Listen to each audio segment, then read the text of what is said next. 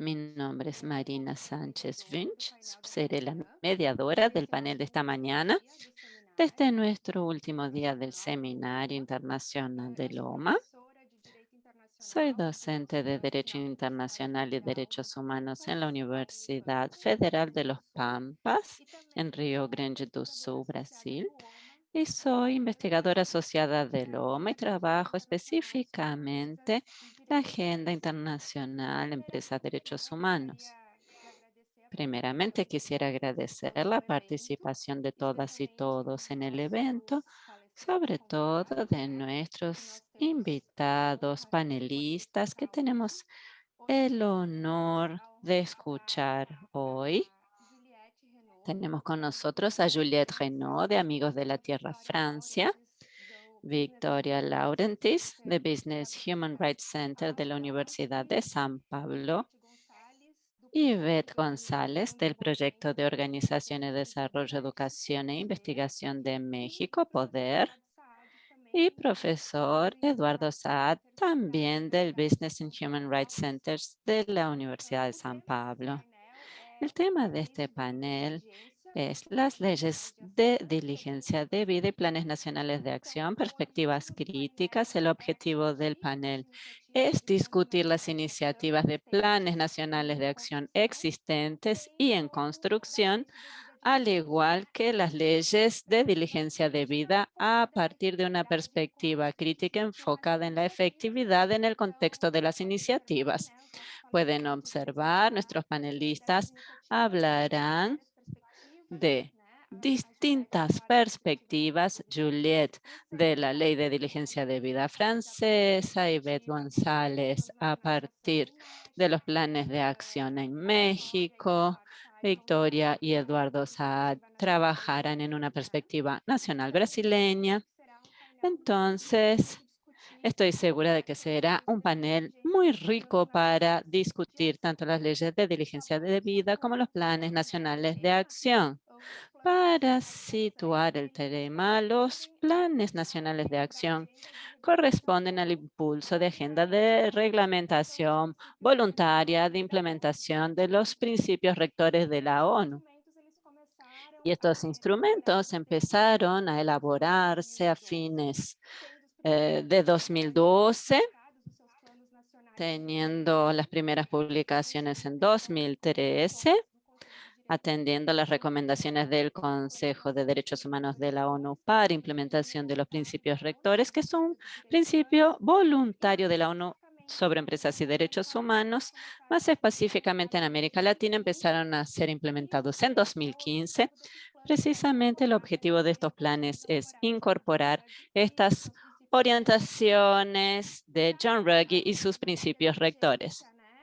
Las leyes de diligencia debida, en cambio, tenemos que tener el concepto preciso que implica un conjunto de procesos que aspiran a identificar lo que llaman impactos adversos, que utilizamos nosotros el término más correcto, que es violación de derechos humanos, prevenir y mitigar estas violaciones, monitorear e implementar resultados. Entonces, la empresa tendría la obligación de comunicar la posibilidad de impactos adversos, monitorear sus cadenas de abastecimiento y últimamente lo que se observa es la introducción en la legislación doméstica de prácticas de diligencia debida en derechos humanos. Hay una dinámica creciente entre los gobiernos del mundo para exigir que las empresas realicen esta diligencia debida obligatoria. Y la ley francesa fue una de las primeras específicas a tratar de este tema. Será uno de los aspectos que abordaremos hoy en el panel. Nos damos cuenta entonces que ambos instrumentos se presentan con el propósito de consolidar un paradigma que es voluntarista de los principios rectores y de automonitoreo por parte de las empresas, de no establecimiento de obligaciones directas para las empresas respecto a derechos humanos, sino en una perspectiva de prevención. Además, otro tema que surge es ¿en qué medida estos instrumentos pueden servir como contraposición al proceso de negociación de un tratado vinculante sobre empresas transnacionales y derechos humanos? A fin de traer este debate a la mesa y profundizar más sobre los rumbos de estos mecanismos, elaboramos esta mesa, este panel. Estamos muy entusiasmados y voy a pasar la palabra de inmediato a nuestros panelistas, que tendrán 15 minutos cada uno para hacer sus exposiciones. Y al final del debate, por supuesto, tendremos un momento de discusión, preguntas, comentarios y discusiones sobre aspectos específicos. Invito de inmediato a los que quieran ir haciendo preguntas a lo largo del panel, que lo pongan en el chat o en el icono QIA, y pueden especificar a quién se dirige la pregunta. Recordamos también que contamos con interpretación simultánea. Quienes quieren pueden elegir el idioma en que quieren escuchar las ponencias en el icono de interpretación en la barra inferior del Zoom o en los puntitos suspensivos en la pantalla de otros dispositivos que no sean una computadora. Le paso la palabra entonces a nuestros panelistas, empezando por Juliette Renaud, de Friends of the Earth, Francia, Amigos de la Tierra, Francia. Juliette es responsable de la campaña sobre regulación de las empresas transnacionales de Amigos de la Tierra, Francia, y desde 2008 trabaja con comunidades afectadas por empresas mineras y petroleras en distintos países, más particularmente en Argentina, donde vivió durante varios años y trabajó como asesora del vencedor del Premio Nobel de la Paz, Adolfo Pérez Esquivel. En Amigos de la Tierra, Francia es responsable de defensa política y actividades de campaña pública relacionadas a la impunidad de las empresas transnacionales en el campo de derechos humanos y medio ambiente. Y como tal, forma parte del conjunto de organizaciones que lucharon por la aprobación de la ley francesa sobre la diligencia debida. Ella coordina la coalición francesa para el Tratado Vinculante de las Naciones Unidas y tiene máster en Economía de Desarrollo por la Sciences Po París. Le paso la palabra a Juliette Renaud. Hablar en español, pero tengo mi presentación en inglés. Voy a compartir la pantalla. La idea, entonces, en estos 15 minutos es presentarles las fuerzas y debilidades de la ley francesa sobre deber de vigilancia, que no la llamamos ley sobre diligencia dividida, porque es un poquito diferente, como lo voy a explicar, pero Marina explicó muy bien el concepto de debida diligencia. No voy a hablar del proyecto de directiva europea, pero si alguien tiene preguntas sobre él, también puedo responder al final. Entonces, empezando, la ley francesa fue adoptada en 2017, hace entonces un poco más de 4 años. Es una ley que fue insertada en el Código de Comercio francés y la obligación recae sobre empresas que tienen oficina registrada en Francia y que tengan más de 5.000 empleados en Francia o más de 10.000 en el mundo. Esa es una primera debilidad de esta ley, porque solo abarca empresas muy grandes. Entonces hay empresas que cometen muchas violaciones de derechos humanos o también impactos ambientales, como por ejemplo la empresa petrolera Perenco, que están abajo de esta cantidad de empleados, y entonces no tienen que respetar esa ley. Lo que sí incluye, como es una ley sobre empresas registradas en Francia, por ejemplo, una empresa como Amazon, que sería considerada como americana, pero su subsidiaria Amazon Francia tiene más de 5.000 empleados en Francia. Entonces tiene que cumplir esta ley y esta vez la fuerza de la ley francesa es la amplitud de la cadena de valor y del grupo económico que abarca. Entonces, la ley es sobre las actividades de la empresa misma, pero también cubre las actividades de sus subsidiarias y empresas controladas, y también las actividades de sus subcontratistas y proveedores con los que se mantiene una relación comercial consolidada, que este término es, que tiene una definición jurídica bien conocida en derecho francés. Entonces, ese es el punto, el avance más importante de esa ley. Es la primera ley que empieza a levantar el velo de responsabilidad corporativa, porque ahí establece un vínculo jurídico y una responsabilidad jurídica directa entre la casa matriz o empresa contratista y las actividades de sus subsidiarias y de todos los que están en su cadena de valor. También otro punto importante y positivo de la ley francesa es que cubre todos los sectores económicos, al contrario de otras leyes, como por ejemplo sobre sector extractivo o sobre deforestación, etcétera, y cubre también una división muy amplia de las violaciones que están abarcadas, que son los derechos humanos y libertades fundamentales, la salud y la seguridad de las personas y el medio ambiente. Entonces, tanto al nivel de los sectores industriales y de la definición de las violaciones, es una definición muy amplia y eso es un punto positivo. Ahora, más concretamente, ¿qué hay en esta ley? Instaura 3 obligaciones legales.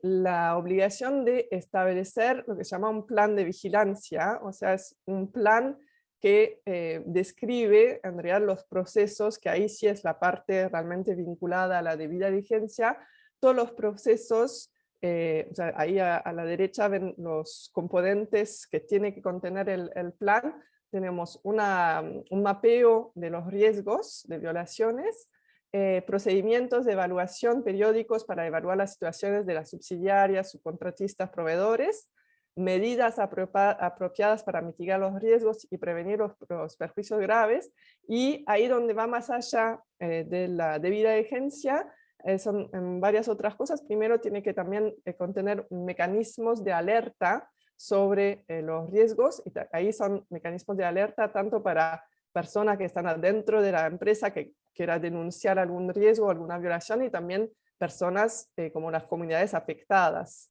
Y lo otro es que hay una obligación de monitorear y evaluar la efectividad de las medidas que se tomaron. Lo otro es que no solo tienen que establecer este plan, sino que también lo tienen que publicar. Y eso es importante en el sentido de que el plan en sí mismo contiene pruebas de lo que hace o no hace la empresa, y entonces va a ser un elemento que va a ser utilizado después cuando tengamos acciones judiciales. Y lo otro que va más allá de la debida diligencia es que hay una obligación de implementación efectiva del plan. Y eso fue toda una pelea para tener esas palabras, implementación y sobre todo efectiva, que ahora obviamente es sujeto de los primeros debates jurídicos sobre la implementación de la ley. El otro punto más importante, que va más allá de la debida diligencia, que la debida diligencia es solo una obligación de crear procesos de evaluación de los riesgos. Ahí lo que contiene la ley francesa son elementos de acceso a la justicia para las personas afectadas y de responsabilización de la empresa, de las empresas. ¿Quién puede acudir a la justicia? Concretamente, obviamente, están las personas afectadas mismas, pero también las organizaciones que tengan, que tengan derecho, se llama derecho a actuar, y entonces son básicamente organizaciones como la nuestra, de defensa de derechos humanos o del ambiente, y también obviamente sindicatos de trabajadores. El otro punto que es interesante es que hay dos mecanismos judiciales en esta ley. Un primero que se puede usar incluso antes de que ocurra una violación. Podemos decir, bueno, por ejemplo, una empresa petrolera está construyendo un oleoducto, sabemos que no está tomando las medidas suficientes para evitar accidentes con el oleoducto, podemos ya ir a la justicia y decir, esta empresa está violando su deber de vigilancia porque no está haciendo todo lo que tiene que hacer para evitar las violaciones o los daños ambientales. Y entonces es ahí, como decía, que vamos a usar la información publicada en los planes de vigilancia como prueba. Y ahí hay dos cosas. Va a haber un caso que, por ejemplo, el plan mismo es muy malo. Entonces vamos a decir, oh, no existe. También tenemos algunas empresas que ni siquiera publicaron un plan. Entonces esa es la primera falla. Puede ser un plan muy malo, o por ahí tenemos un plan que en el papel parece muy bueno, pero vamos a tener que demostrar que en la realidad no está respetando la obligación de implementación efectiva.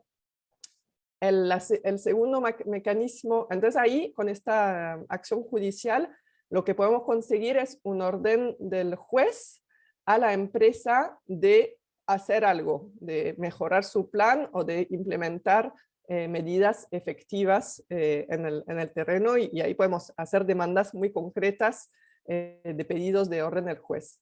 La segunda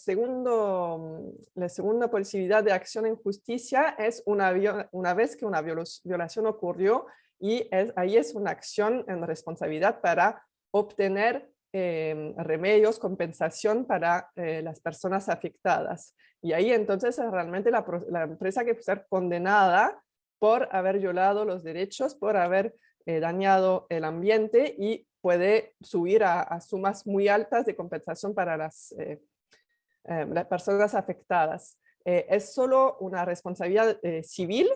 Una de las cosas que perdimos en la pelea contra los lobbies fue que no hay responsabilidad penal de las empresas con esta ley.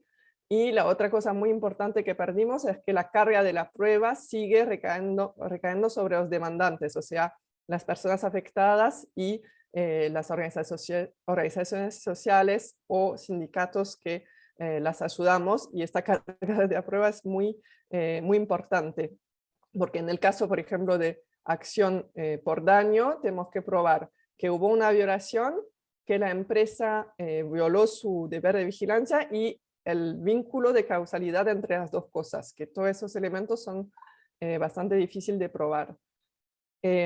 Ahora no sé a qué hora empecé, cuánto tiempo me queda, pero me dice si tengo que ir concluyendo. Quería presentarle el caso que lanzamos nosotros, que es la primera acción en justicia usando esta ley, que es el caso contra Total por sus actividades en Uganda, que tiene dos proyectos, un proyecto de extracción petrolera y un proyecto de oleoducto para transportar ese petróleo.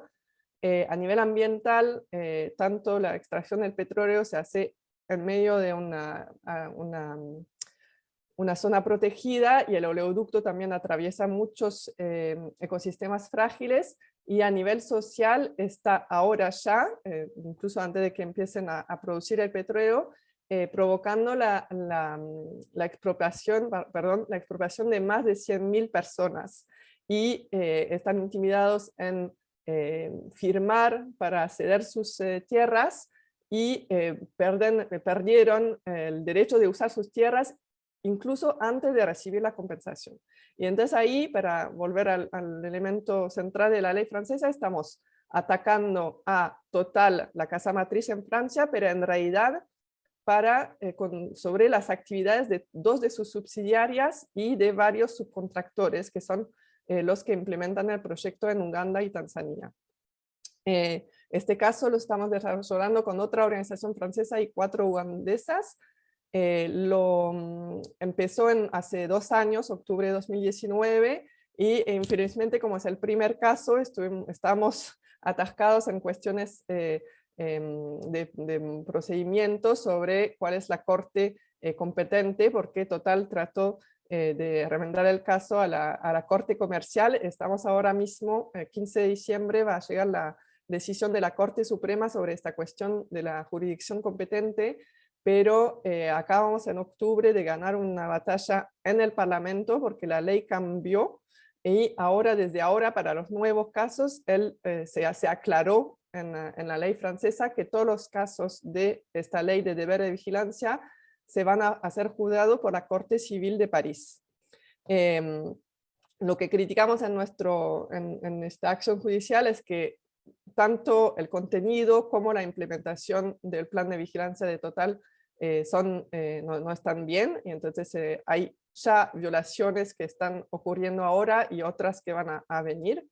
Y bueno, los desafíos concretos que vemos es, como decía, la carga de la prueba, sobre todo con un país como Uganda o Tanzania. Tenemos muchas amenazas a la gente de las comunidades afectadas, a las organizaciones locales que están colectando los testimonios o las otras pruebas para el caso judicial.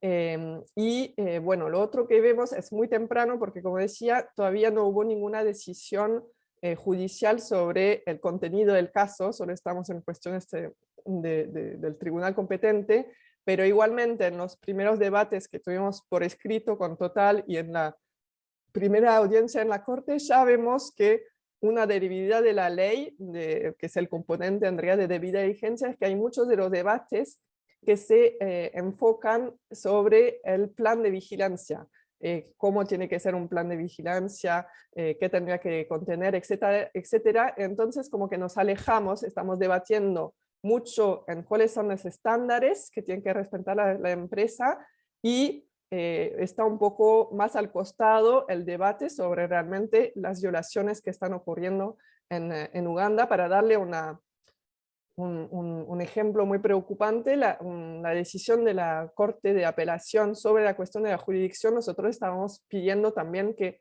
dé una decisión de contenido viendo la emergencia que existía en Uganda, gente que concretamente no tiene de comer porque no puede usar sus tierras, y concluso que no había ninguna emergencia porque Total había publicado un nuevo plan de vigilancia. Entonces hay realmente un problema de interpretación de la ley. El otro problema que vemos, pero que eso es con cualquier acción judicial, es que toma mucho tiempo. Entonces estamos 2 años después de que empezó y todavía no tenemos ninguna decisión judicial sobre el contenido. Y un desafío que vamos a tener para más adelante es si obtenemos una decisión favorable y que el juez ordena a Total a tomar medidas concretas en Uganda, va a estar el desafío de cómo vamos a obligar a Total a que actúe realmente en otro país y cómo hacer respetar esa decisión judicial. Muchas gracias.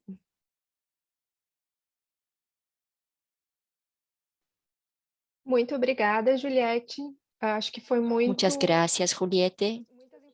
Pienso que has traído muchas informaciones importantes sobre la ley francesa y me trajo muchas provocaciones, ya con ganas de empezar el debate con varias preguntas, pero vamos a dejar las preguntas para el final y el debate también. Ahora le paso la palabra a nuestra próxima ponente, que es Victoria Laurentiis. Victoria es doctoranda en Derecho Penal y Criminología en la Facultad de Derecho de la Universidad de São Paulo, la USP, en el área de Compliance de Derechos Humanos y Responsabilidad Corporativa. Es coorganizadora de la USP, Grupo de Trabajo de Derechos Humanos y Empresas, coorganizadora del libro Corrupción y Derechos Humanos y Empresas, publicado por la editorial de Plácido en 2018. Investigadora visitante en la Universidad de Yale. Fue investigadora visitante en la Universidad de Yale en 2018 y miembro de la Yale USP Clínica de Derecho Alimentario, coordinado por el profesor Eduardo Saad Diniz, responsable de la directriz de sector privado y gobernanza colaborativa. Trabajó como asistente de investigación en 2016 en la Universidad de Montreal, Canadá, en el proyecto Ley contra el lavado de dinero Brasil y Canadá comparado. Estudiante becada en 2016 en la Universidad de Friburgo, Alemania, y en el curso de invierno, licenciada en Derecho por la Facultad de Derecho de Ribeirão Preto. Con mucho gusto le paso la palabra a Victoria. Buenos días, quisiera agradecer a todo el equipo, la organización del evento, sobre todo la invitación de la profesora Manuela, de Felipe de OMA, saludar a los demás panelistas. Es siempre un gran gusto participar de lo que ustedes organizan, dialogar, colaborar, y es un honor participar en este panel con profesionales y personas a las que admiro tratando de un tema sumamente relevante, que son las leyes de diligencia de vida y la iniciativa brasileña sobre el Plan Nacional de Acción. Es inevitable traer una perspectiva crítica sobre cómo se viene construyendo nuestra agenda brasileña sobre el tema de empresas y derechos humanos. En ese aspecto, voy a pautar mi intervención en elementos que desde mi perspectiva tienen que ser resignificados, tienen que ser objeto de una revaloración crítica. Creo que antes de entrar en el tema de planes nacionales de acción, tenemos que pensar sobre una constatación que, partiendo de una evaluación holística, aún no existe en Brasil un tratamiento sistemático y ordenado de la relación entre derechos humanos y empresas. Aunque existan mecanismos de responsabilización civil, administrativa, criminal, de persona jurídica, Brasil, por ejemplo, en la última revisión periódica universal en 2017, recibió 3 recomendaciones de Holanda, Paraguay y Sierra Leona para elaborar un plan nacional de acción sobre empresas y derechos humanos. Y nosotros, como Working Group, tuvimos la oportunidad de participar de la audiencia pública para evaluar la implementación y hacer apuntes críticos sobre ese desarrollo. Luego de esa última audiencia, lo que parece que quedó claro es que el comité responsable de la elaboración del Plan Nacional de Acción brasileño implicaría un diálogo entre varios ministerios: el Ministerio de Economía, Ministerio de Minas y Energía, Medio Ambiente, Secretaría de Gobierno y otros. Y la idea sería seguir un conjunto de etapas con la finalidad basada en nuestro Plan Futuro Nacional de Acción, que son las directrices del decreto 9571 de 2018. Uno de los debates que se están planteando tiene que ver con la necesidad de un tratado internacional sobre el tema de derechos humanos en las empresas, considerando eso representa varios países se vienen implicando con las iniciativas de debida diligencia, pero no informan la necesidad de un tratado internacional. Todos sabemos que desde 2014 se formó ese grupo intergubernamental para tratar la elaboración de un instrumento internacional vinculante que hiciera obligatoria la responsabilización de empresas por violaciones de derechos humanos, entre otros. Pienso que la construcción de nuestro Plan Nacional de Acción tiene mucho que aprender con los demás planes internacionales, sobre todo este año, con la aprobación de la Ley de Debida Diligencia alemana y la Directiva de las Cadenas Productivas de la Unión Europea. Una de las necesidades que enfrentan todos los países, no es exclusividad de Brasil, deriva del hecho de que un estudio más detallado de los principios Brugge, de los principios orientadores, rectores, se ve que no se avanzó mucho o no se avanzó lo suficiente en establecer y construir un marco normativo internacional que tuviera reglas más claras para las empresas transnacionales en cuanto al respeto a los derechos humanos. De ahí la necesidad de la construcción de los planes nacionales como parte de un proceso de implementación de los principios rectores.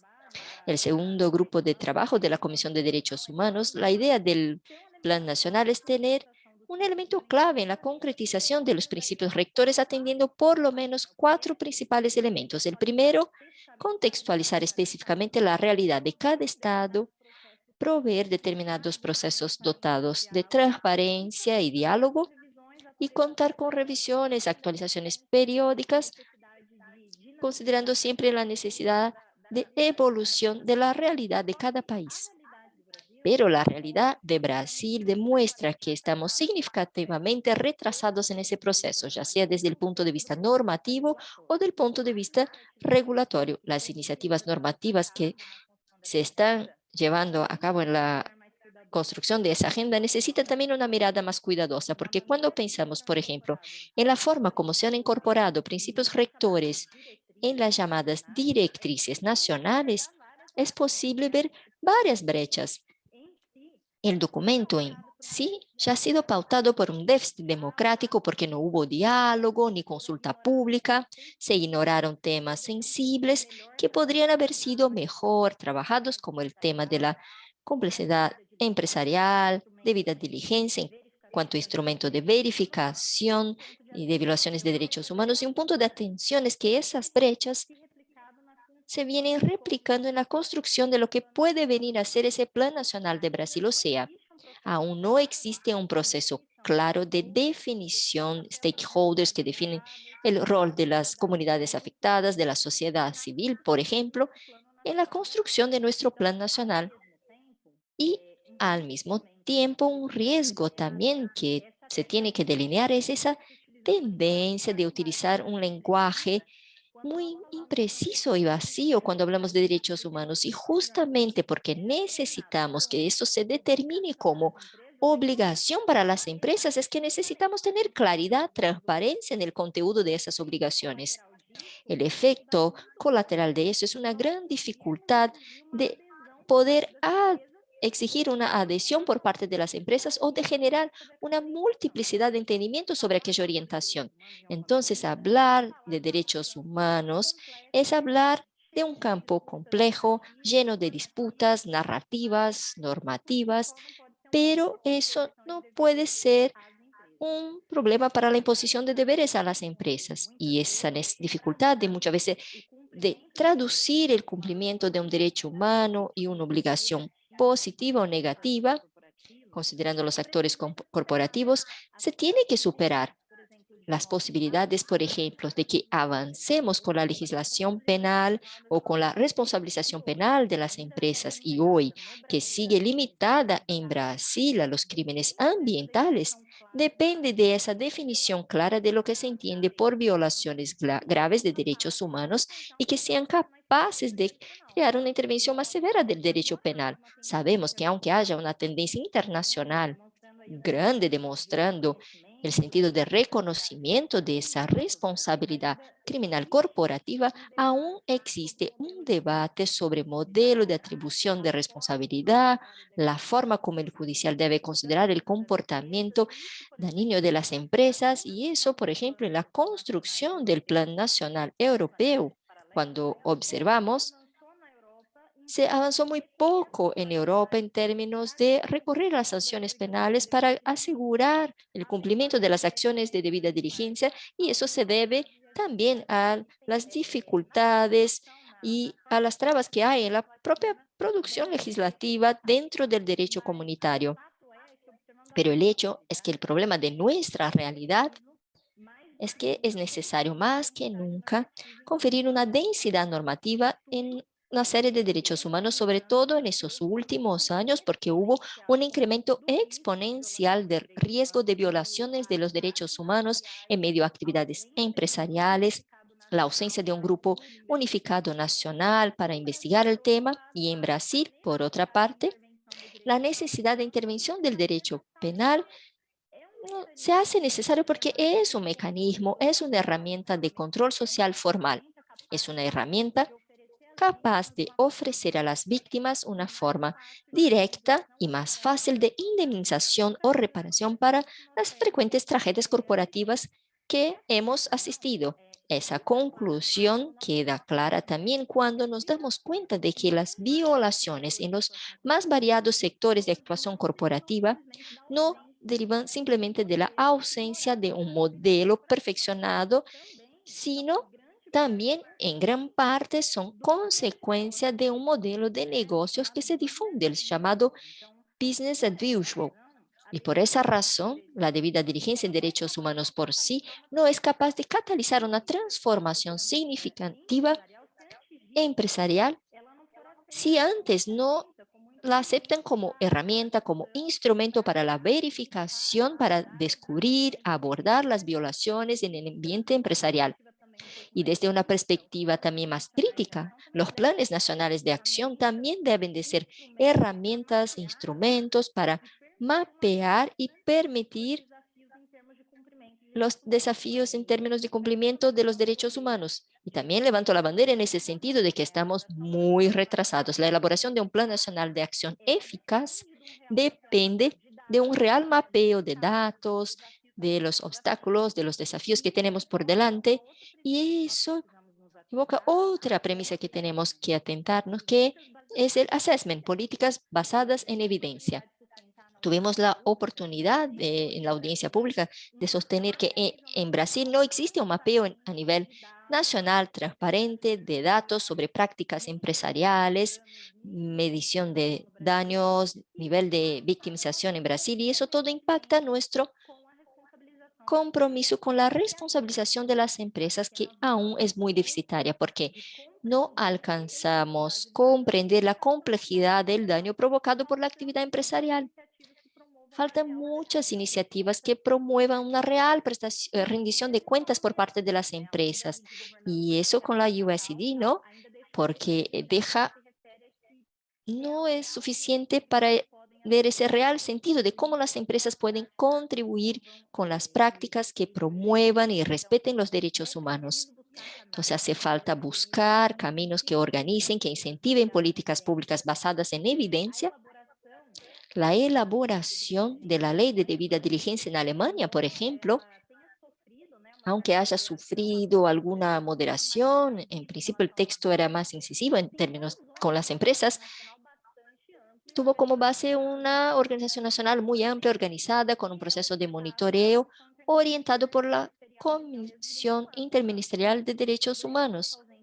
Y el problema de esa ausencia de datos organizados en Brasil tiene como consecuencia la dificultad de monitoreo, porque es imposible crear objetivos, expectativas, metas claras si no se parte de un escenario concreto y real sobre las violaciones, los niveles de victimización. Entonces, ese proceso termina también teniendo sus incongruencias cuando pensamos, por ejemplo, en los países que se vienen implicando con desarrollo y aprobación de leyes de debida diligencia, son los que hospedan a las empresas matrices, pero sabemos que las violaciones más graves de derechos humanos ocurren en la base de las cadenas productivas, y en Brasil todavía no tenemos una ley que considere todo eso. Entonces, además de esa evidente falta de enforcement, tenemos también la ausencia de una legislación que alcance la cuestión de la matriz con subcontratistas, todos los eslabones de la cadena productiva en términos de derechos humanos. Y eso queda muy evidente cuando vemos la realidad de algunos escándalos corporativos en el escenario brasileño. El caso más grave en términos de violaciones de derechos humanos, por lo menos en el sector textil, que implica el sector textil en Bangladesh, hubo la responsabilización de una empresa que era la mayor empresa minorista alemana con más de 3.000 filiales por Europa. Era la principal compradora de las industrias de vestuarios de Rana Plaza, pero sí transponemos esa realidad al escenario brasileño, y si eso hubiera ocurrido en Brasil, difícilmente aquí habría habido responsabilización, porque no alcanzamos ese link causal, esa responsabilización de la cadena productiva, esa relación entre matriz, subcontratista, proveedores, tercerizados, y no es una dificultad exclusiva de Brasil. Incluso la reciente ley alemana sobre debida diligencia no explora todos los eslabones de la cadena productiva. Entonces, es urgente la necesidad de pensar en Brasil una legislación sobre cadenas productivas, y también no parece el escenario ideal sentar en cada país desarrollando su propia legislación sobre cadenas productivas sin ninguna intercomunicación, intercolaboración, porque estamos hablando de empresas que están en muchos más que 2 jurisdicciones. Entonces, sería muy complejo el escenario de que cada estado decidiera un estándar legal para cadenas productivas. Estrangeiros, né? Eu acho que se nós pensarmos em território nacional mesmo, né, os casos brasileiros, os obstáculos para a responsabilização pela violação de direitos humanos, no caso Samarco e Brumadinho, são grandes escândalos ambientais na nossa história recente. Nós ainda... Son grandes, Brumadinho y San Marcos son grandes escándalos, no tramitaron, porque son parte de una discusión sobre competencias de justicia federal o justicia común, y esto muestra cuánto todavía necesitamos avanzar en términos de litigancia contra actores corporativos. Yo cierro entonces mi intervención diciendo que esta estrategia de los planes nacionales de acción representa, por supuesto, un avance para el desarrollo del marco normativo que es capaz de responsabilizar empresas transnacionales por violaciones de derechos humanos. Tenemos en Brasil, traté de traer algunos puntos, pero tenemos varios desafíos por delante para alcanzar la construcción de esta agenda de forma democrática, participativa e implicando distintos actores necesarios para este debate, pero es un proyecto ambicioso y necesario para que podamos orientar mejor la necesidad de creación y también la reforma de la legislación y de la política regulatoria. Gracias. Gracias, Victoria. Excelente exposición. Voy a pasarle ahora la palabra a nuestra invitada, recordando que quienes quieran pueden ir planteando sus preguntas o comentarios en el chat o en la parte de Q&A, preguntas y respuestas aquí del Zoom. Nuestra próxima invitada, Ivette González, asociada senior de articulación estratégica de poder, de investigación, una organización de la sociedad civil sin fines de ganancia que busca promover la transparencia de las empresas en América Latina a partir de una perspectiva de derechos humanos y de fortalecimiento de los actores de la sociedad civil afectados por las prácticas empresariales. Ivette es experta en el tema de empresas y derechos humanos y ha coordinado el grupo de foco de la sociedad civil en negocios y derechos humanos en México de 2015 a 2020. Este grupo influencia las políticas públicas, desarrolla la capacitación de varios actores y colabora activamente con varias redes nacionales e internacionales en esa materia. Actualmente, el grupo está promoviendo los cambios estructurales necesarios para alcanzar una inversión responsable que no afecte los derechos humanos de las personas y de las comunidades y que se responsabilice por la reparación de los daños causados por las actividades empresariales.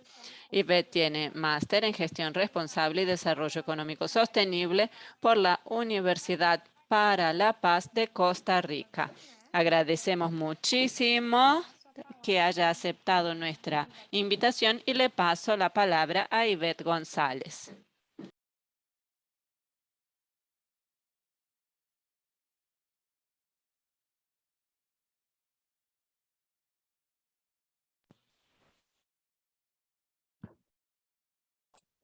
Muchas gracias por la presentación, por la invitación a este excelente seminario de OMA y gracias a las panelistas, los panelistas con quienes estoy compartiendo la mesa el día de hoy. Voy a hablar de la experiencia de México en realizar Plan Nacional de Acción sobre Empresas y Derechos Humanos y me voy a ir rápidamente esperando que si tienen preguntas pues las podamos resolver al final. Vamos a ver si pueden ver mi presentación, no estoy segura. Sí, conseguimos, Ivette. Sí, la vemos, Ivette. Un momento, que no puedo pasar la diapositiva, ¿por qué? Un segundo.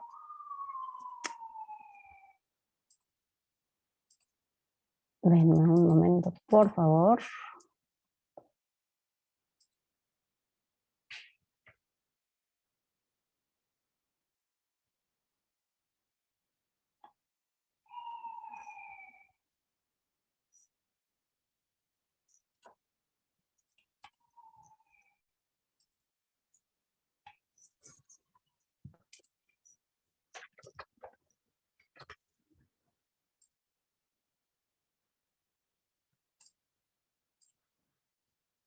Ahora sí pueden ver mejor, ¿cierto?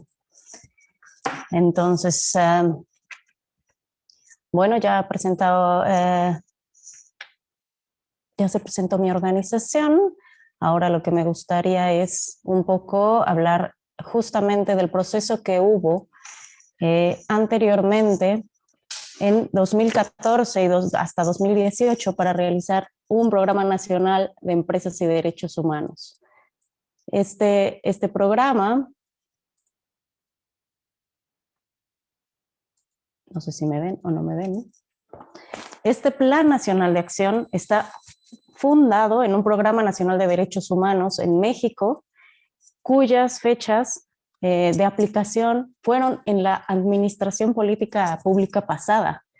Entonces, dentro de este programa nacional había un objetivo que era fortalecer la protección de los derechos humanos, y dentro de líneas estratégicas que puede tener este programa se habla de promover enfoque de derechos humanos y género en el sector privado, así como en las políticas y actividades empresariales. Entonces, este programa nacional permite que de ahí jalemos un proceso desde sociedad civil para realizar los planes nacionales de acción o algún instrumento de política pública que pudiera funcionar para avanzar la agenda en el país. Aquí tengo una pequeña línea de tiempo que nos explica que, bueno, se crea un grupo de sociedad civil para impulsar la agenda, para impulsar los avances, modificaciones necesarias en México, y pues también se puede decir, una voluntad política del gobierno en donde crea también un grupo de trabajo multiactor para poder realizar estos trabajos, para poder tener estas discusiones. Pero pues nosotros desde sociedad civil vemos que pues hay algunas fallas en el proceso, aunque es un proceso temprano. Pues en 2015, a partir de esta recomendación de Naciones Unidas para realizar los planes, pues ya hay experiencias en este momento internacionales y también pues guías para hacer todo un proceso de Plan Nacional de Acción o de NAP.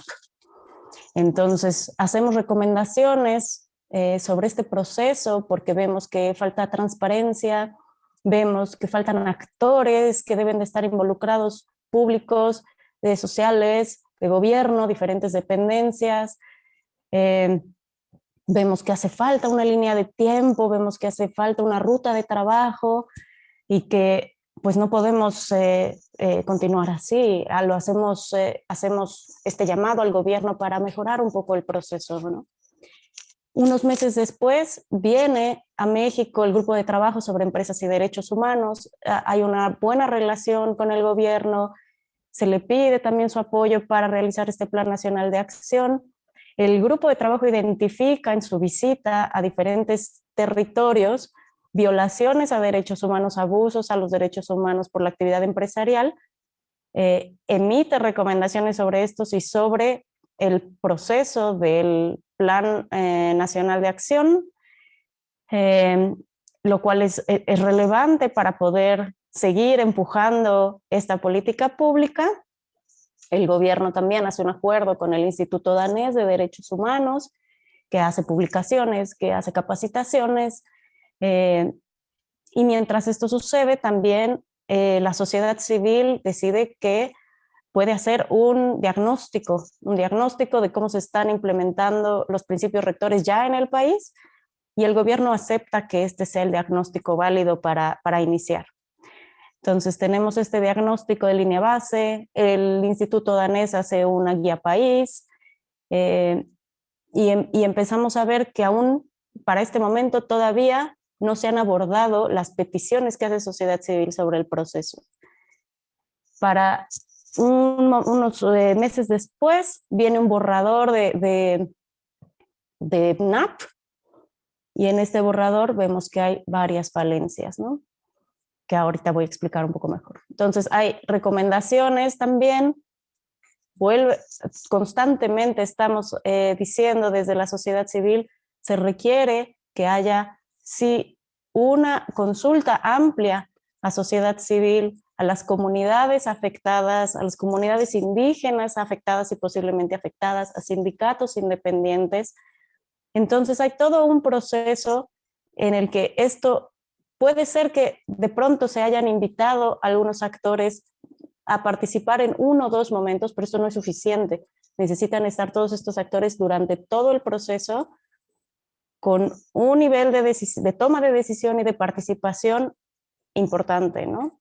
Para este momento llegamos a tener hasta un borrador de mecanismo de monitoreo en donde había dificultades desde el sector privado para aceptar cuántos lugares podía haber del sector privado, de sociedad civil, sin reconocer que hay un desbalance de poder importante.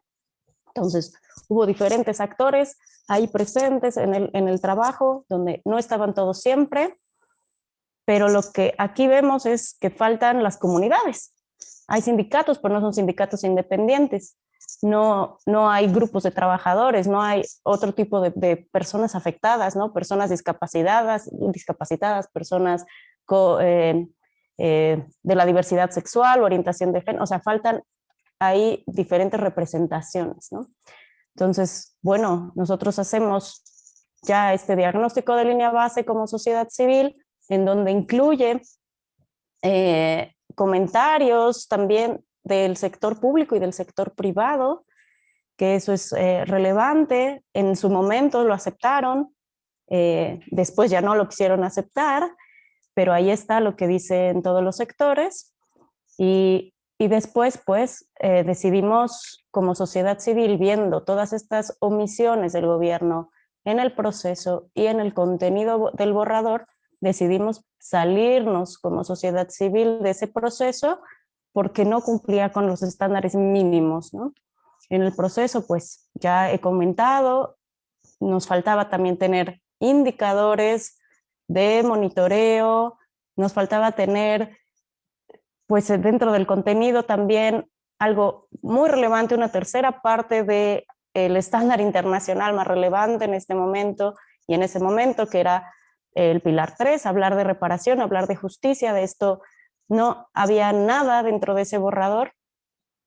Tampoco hablaba de la debida diligencia, ¿no?, de las empresas y de sus cadenas de valor. Faltaba reconocimiento expreso de la obligación de las empresas a respetar los derechos humanos. Esto no se decía.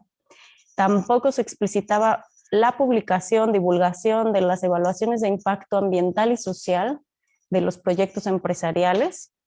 Veíamos que faltaba transparencia dentro del contenido o de los contenidos de este borrador, y pues también le faltaba tener mecanismos muy sólidos de protección para personas defensoras de derechos humanos y periodistas e informantes. Vemos que la consulta previa, libre, informada, culturalmente adecuada y de buena fe para obtener o negar el consentimiento no se reconoce como un derecho y solo se aplica para pueblos y comunidades indígenas, sin tener algún proceso para incluir también a comunidades campesinas y otras equiparables con problemáticas similares. Vemos que faltan lineamientos fuertes para las empresas de participación o control estatal y para las compras públicas. Entonces, para este momento nos bajamos del proceso, 2018, después, pero seguimos como observadores desde sociedad civil. En 2018, finales, cambia el gobierno, entra una nueva administración con nuevas ideas, con un discurso alineado un tanto a estas necesidades que existen en el contexto mexicano, y desde sociedad civil, pues actualizamos este diagnóstico línea base con los cambios normativos que ha habido, ya que el primero se hizo en 2016, ahora en 2019 publicamos, ¿no?, todo los hallazgos encontrados y ahora con recomendaciones desde sociedad civil para avanzar.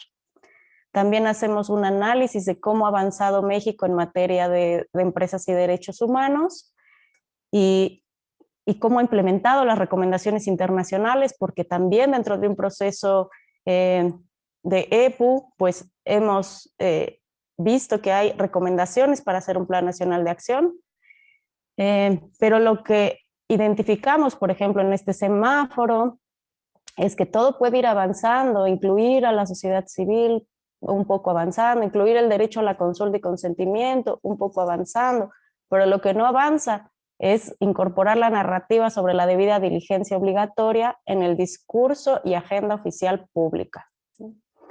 En este sentido, pues vamos haciendo varias recomendaciones. Una de ellas es crear un mecanismo de debida diligencia obligatoria para que las empresas y se establezca la responsabilidad civil y penal por daños resultantes ante su incumplimiento. Ahora, ¿qué pasa? Que se intenta por parte del nuevo gobierno hacer un nuevo plan nacional de acción sobre empresas y derechos humanos, que también está derivado de un programa nacional de derechos humanos. Entonces, desde sociedad civil hicimos muchos esfuerzos para incluir conceptos de la Agenda Internacional de Empresas y Derechos Humanos dentro de ese programa nacional.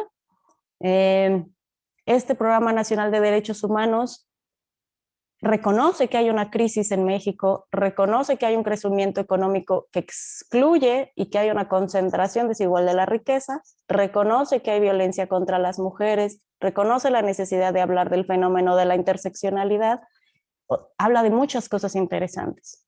Y también el proyecto de nación de este nuevo gobierno habla de la impunidad en el sector privado, habla de que pues son sujetos obligados las empresas para cumplir con las leyes de transparencia y normativas de rendición de cuentas, sobre todo que reciban recursos públicos, habla del levantamiento del velo corporativo, habla de instaurar tipos penales y especiales por opacidad, simulación o colusión, habla de tener un padrón de contratistas sancionados o incumplidos, habla de regulación a favor del interés público, habla de establecer un estudio de impacto socioambiental y consulta a los pueblos originarios de diferentes proyectos. Entonces nosotros podríamos pensar que esto es muy bueno y esto nos da la pauta para tener por fin regulaciones sobre debida diligencia, reparaciones de los daños causados, pero no es como parece. Dentro de este Programa Nacional de Derechos Humanos hay una estrategia prioritaria que es impulsar políticas públicas orientadas a disminuir impactos negativos de la actividad empresarial pública, privada o mixta, con 10 acciones que logramos desde sociedad civil poner ahí y pues con voluntad de quien estaba en el gobierno redactando este programa. Faltan muchas cosas, pero algunas importantes que están allí es que se incorporan los principios rectores, directrices de la OCDE para las empresas, que se promueve la armonización del marco normativo que regula estas actividades, que hay una creación de un instrumento de política pública que norme y establezca obligaciones de respeto y protección de derechos humanos, que en este caso podría ser el Plan Nacional de Acción. Impulsa la creación de instrumentos de debida diligencia en materia de derechos humanos, y establece mecanismos de prevención, evaluación y reparación integral. Esto es muy relevante, claro que todo establece, impulsa, promueve, pero ya esto es público, ya esto está establecido y de ahí podemos jalar para hacer un Plan Nacional de Acción sobre Empresas y Derechos Humanos acorde a lo logrado en este Programa Nacional de Derechos Humanos que carece de indicadores, que carece de indicadores de implementación y de formas de implementación. ¿Qué vemos en este Plan Nacional de Acción que el gobierno quiere hacer y que está basado, que debería de basarse en este Programa Nacional de Derechos Humanos? Vemos que necesita responder a los retos específicos del contexto mexicano, que falta coherencia entre dependencias y con el Instituto Nacional de Derechos Humanos, falta una coherencia política entre lo que se dice, se compromete, se publica, se implementa y se cumple, dado que vemos que yo les presenté un proyecto de nación que nos habla de tener estas obligaciones, esta rendición de cuentas, esta transparencia de las empresas, pero vemos que en la práctica no es así. Vemos que esta semana acaba de salir un decreto presidencial en el que menciona que los proyectos de gobierno serán de interés público y tendrán permisos fast track, en donde se les otorgarán los permisos para las empresas contratistas sin realizar evaluaciones de impacto social y ambiental, sin consulta y por lo tanto afectando derechos humanos y ambientales, ¿no? Entonces, una cosa es el discurso, una cosa es la implementación y vemos cosas similares al proceso de 2018. No hay participación asegurada y efectiva aún, es lo que falta, de personas y grupos afectados por la actividad empresarial. Todavía no hay unos tiempos, rutas, calendario definidos y que sean incluyentes, desarrollados, con los tiempos también de las comunidades que no son los mismos que puede tener el gobierno, que se requiere hacer ese análisis estructural y ese ajuste de normativa, creación de nuevas regulaciones como el de la debida diligencia, que un Plan Nacional de Acción debe de encaminar hacia este ajuste de normativa y creación de nueva regulación e implementación y monitoreo de esta regulación por parte de todas las partes interesadas. Y si no, pues pensamos que no puede tener poco sentido realizar un Plan Nacional de Acción sin que se cumplan al menos las recomendaciones que hace sociedad civil, las recomendaciones que hace la ONU en materia de proceso y contenido. Ya sabemos que hay muchos instrumentos voluntarios que hasta la fecha en la región no han funcionado. Sabemos que en el país tenemos grandes tratados de libre comercio con Estados Unidos y Canadá, con la Unión Europea, y que todavía no hay ese vínculo entre una regulación de debida diligencia y estos tratados. También hace falta mapeos públicos sobre las afectaciones que hay por las actividades empresariales, por las actividades extractivas sobre todo, y pues lo que hay lo hace sociedad civil, pero no el Estado. El Estado también participa en las discusiones del tratado vinculante, no de manera tan proactiva, pero está ahí presente dando sus opiniones. Y pues bueno, también para este tipo de procesos, pues hace falta sí traer a la conversación a los actores del ecosistema de inversión institucional que en el proceso pasado no estaban, que ahora tenemos una hoja de ruta regional también de los principios rectores a los 10 años y que nos habla también de su responsabilidad también de hacer debida diligencia y de reparar los daños. Y pues bueno, también falta saber entender que hay un desequilibrio de poder, que hay ese lobby empresarial por atrás, que también hay influencia de cooperación internacional y de sus intereses cuando apoyan al gobierno con diferentes recursos para realizar este tipo de políticas públicas. ¿Cómo voy de tiempo? Ya pasó un poquinho, pode... Ya ha pasado un poquito, pero puede caminar hacia el final. Perfecto, pues nada más decir que tenemos la necesidad de tener un eje transversal, interseccional, con perspectiva de género y de impactos diferenciados en ese plan nacional, en ese proceso y en esa regulación a la que quisiéramos encaminar también ese plan nacional. Y ya más adelante puedo hablar de las iniciativas ilegítimas que está habiendo para hacer una regulación de debida diligencia. Les agradezco mucho. Muito obrigada, Ivete. Acredito que também Muchas gracias, Ivette. Creo también que en el momento de debate van a surgir cuestiones. Incluso podemos volver a lo que mencionaste al final de las iniciativas indebidas para una ley de debida diligencia que seguramente nos interesa escuchar qué está ocurriendo en México sobre el tema. Bueno, ahora le paso la palabra a nuestro último invitado, profesor Eduardo Saad, que es profesor de la Facultad de Derecho de Ribeirão Preto y del Programa de Integración de América Latina de la Universidad de São Paulo. Senior Fellow, Carol Laracy, Center for Business Ethics Research de Wharton School, Universidad de Pensilvania, libre docente de criminología, catedrático de criminología en la Universidad de São Paulo, doctor en Derecho por la Universidad de São Paulo y doctor en Derecho por la Universidad de Sevilla en España. Con beca de productividad SNPq en la FAPESP en la Universidad de Pensilvania, Estados Unidos, y también de doctorado sándwich en Alemania, Regensburg, de 2009 y 2010. Especialización en victimología por la Universidad de Sevilla, España, en 2011, y profesor sustituto de Criminología y Medicina Legal de la Facultad de Ciencias Humanas y Sociales de UNESP Franca en 2011. Agradezco entonces al profesor Eduardo Saad, que también es autor de varios libros y artículos científicos y consultor en compliance y derecho penal en Brasil, Food Law en el exterior, y le paso la palabra al profesor en este momento. Muchas gracias, Marina, por la extensa presentación. Nada de eso refleja lo más importante de todo, que tengo la enorme felicidad de trabajar con la doctora Laurentiis en el sistema de debida diligencia en derechos humanos.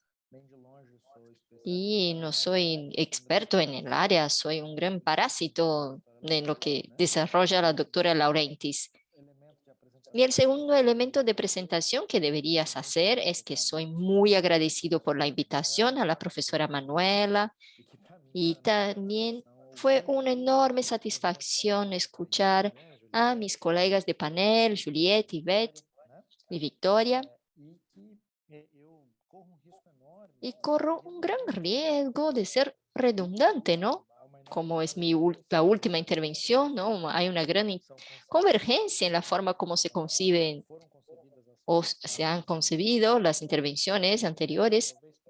Y bueno, lo que puedo contribuir de alguna forma para el debate es traer un poco de mi sombrero de la criminología, que suma a ese déficit democrático, a todo el checklist de lo que falta, de lo que Ivette hizo, ¿no? De la analítica de Juliette y críticas de Victoria. Más que un déficit democrático, un déficit pesado de datos empíricos. Nuestra discusión tiene muy poco lastre, no conocemos casi nada de la realidad de la violación de derechos humanos por empresas, no solo en Brasil, sino en todo el mundo. Esta ausencia de datos es muy complicado y se basa en principios, una principiología abstracta. Cuando desarrollamos medidas de protección contra derechos humanos, obviamente esas medidas también son modelaciones, difícilmente logran llegar a recomendaciones de acciones estratégicas que efectivamente impacten la reducción de violaciones de derechos humanos y más que todo en la restauración de la vida de los que efectivamente fueron victimizados, ¿no? De la vida social, de los que han sido efectivamente victimizados. Hay que tener un cuidado con un cierto narcisismo metodológico que nos disasocia a todos, ¿no? Las perspectivas, cada uno no la tira hacia su área de trabajo, y creo que lo más importante sería que tuviéramos como enfoque, independientemente de aquello con el que trabajamos como referencial metodológico o epistemológico, es el impacto o el análisis del impacto de la empresa en la sociedad. Sin eso, difícilmente vamos a lograr crear mecanismos de gestión democrática de ese problema social, que es reconocer a partir de un mapa de materialidad el impacto negativo de las empresas en la vida de la sociedad, en la vida social, y crear mecanismos que puedan ir más allá de eso, del sentido común, entendiendo formas de utilización de los recursos privados para poder compartir mínimamente con la comunidad de su entorno. Bueno, voy a divorciarme de gran parte del discurso criminológico que es de la denuncia del abuso del poder corporativo. El poder corporativo está puesto. Este discurso del abuso es de los años 70, 80 como máximo. Ya hay una gran predominancia de las empresas en la predominancia de la vida social mundial. O construimos un diálogo orientado a una medida objetiva científica que pueda orientar nuestra actuación, o difícilmente llegaremos a un resultado concreto. Además del análisis de impacto de la empresa en la vida en sociedad, otra preocupación, otro presupuesto que planteo independientemente del narcisismo metodológico es la construcción de la responsabilidad orientada por la figura de la víctima. Y me trae, a partir del sombrero del criminólogo, dos preocupaciones importantes que deberíamos, desde mi punto de vista, invertir pesadamente, muy duro. En primer momento, el análisis de causas raíz. Entender cuáles son las causas de ese comportamiento socialmente dañino movido por las empresas. Generar una base de datos pública, global, validada, replicable, que nos permita entender cuál es la concreta dinámica de las empresas en la sociedad. Y nuevamente, un cierto incómodo con el narcisismo metodológico. Lo que estamos haciendo con la evaluación de impacto es muy limitado, aún en el análisis estructurado en stakeholders. Eso habla muy poco de los procesos efectivos de victimización y habla menos aún de explicar las fuentes, los orígenes de ese comportamiento socialmente nocivo. Y muchas veces eso se medía incluso por aspectos jurídicos. Hacemos ese análisis jurídico y eso es peor aún que de aquella discusión fría y pobre sobre qué se puede, qué no se puede, dependiendo del referente normativo. Y sabemos muy bien, en gran medida, eso es capturado por los propios intereses empresariales que pretendemos que se ver revertidos a partir de nuestra acción concreta. Y además de eso, quiero enfatizar un punto de que o bien las empresas reconocen la responsabilidad sobre la violación de derechos humanos, o todo nuestro diálogo, todo nuestro discurso, debate científico y político llegará a pocas conclusiones concretas. El reconocimiento de la responsabilidad es lo que permite tener acceso al comportamiento. Si domino el comportamiento, entiendo los procesos de victimización. Si entiendo los procesos de victimización, llego a la víctima. Y si llego a la víctima, eso me permite medir los múltiples procesos de victimización, tangibles o intangibles, y a partir de ahí estructuro la responsabilidad. En nuestras discusiones, como no venimos siguiendo ese proceso de reconocimiento de la responsabilidad, y en Brasil, principalmente cuando hacemos acuerdos con las empresas, ellos rechazan el reconocimiento de la responsabilidad partiendo del presupuesto de que no se reconoce la responsabilidad de la empresa, de sus empleados o cualquiera de sus aliados. Reducimos el sistema de justicia a un sistema de acuerdos favorables a las empresas. Y eso nos permite, nos inviabiliza llegar a un proceso de responsabilización que llegue a la figura de la víctima y que sea algo que confiera alguna legitimidad a la justicia criminal. Es muy importante que entendamos, y ese es el tercer punto que quisiera mencionar, esa conexión entre derechos humanos y víctimas. Mi sombrero de criminólogo también me lleva a la criminología, victimología. En los años 80, los victimólogos críticos incluso ya lo hacían en cuanto a los derechos tradicionales, sobre todo víctimas de violencias de género. Como soy victimizado sistemáticamente, los tribunales son distintos, indiferentes para mí, entonces necesito una estrategia para ese proceso de victimización. La estrategia fue conectar violación de derechos humanos a los procesos de victimización. Pero muchos años después, tras muchas décadas, llegamos a un momento histórico. Hay varias explicaciones para eso y podríamos estar por mucho tiempo hablando de todo eso, pero muchos años después conectamos esa cuestión también al mundo corporativo. Obviamente, cuando llevamos esta situación a la apreciación del tribunal es encontrar el nexo procesal y volvemos a hablar de la técnica jurídica. Nosotros, enamorados que somos de la antropología cultural, salimos de los muros y castillos, de las torres de marfil, que son las universidades de derecho, vemos la realidad, nos encantamos de la realidad, vamos a la etnografía, conocemos la vida de las víctimas, pero en el momento de formular soluciones, transitamos de la antropología cultural a la antropología política y tenemos que volver al Estado. ¿Logro hacer algo para esas víctimas? Voy a la antropología política, quiero formular políticas públicas. En la formación de políticas públicas llegó otra vez a la necesidad de caer en la política legislativa. Entonces hay que normatizar sobre las políticas públicas. Es muy curioso ese proceso. Salgo de los muros, pero automáticamente tengo que regresar a los muros. Y lo que me aprisiona sigue siendo la prueba procesal. ¿Cómo voy a probar procesalmente un proceso de victimización? Y entra ahí el tema de las leyes de debida diligencia.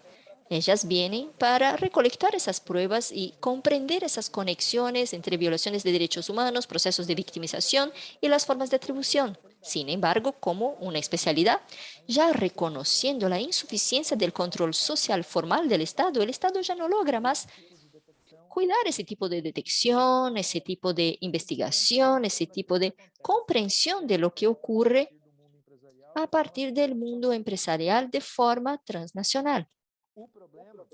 El problema es que al legislar sobre el tema, seguimos usando el mismo estándar de mando-control. Yo, matriz, quiero saber. Yo, matriz, que no reconozco mi responsabilidad. Yo, matriz, que no reconozco que soy yo quien lleva al otro lado del Atlántico las malas prácticas. Yo, matriz, que desde hace 8 décadas estaba allí explorando un determinado nicho de mercado. Quiero saber si del otro lado del Atlántico están haciendo lo que les digo que tienen que hacer. Entonces es un riesgo muy grande para nosotros, muy delicado, porque primero crea el estigma de que nosotros hacemos todo equivocado. Es un proceso pesado de estigmatización de lo que se produce del otro lado del Atlántico.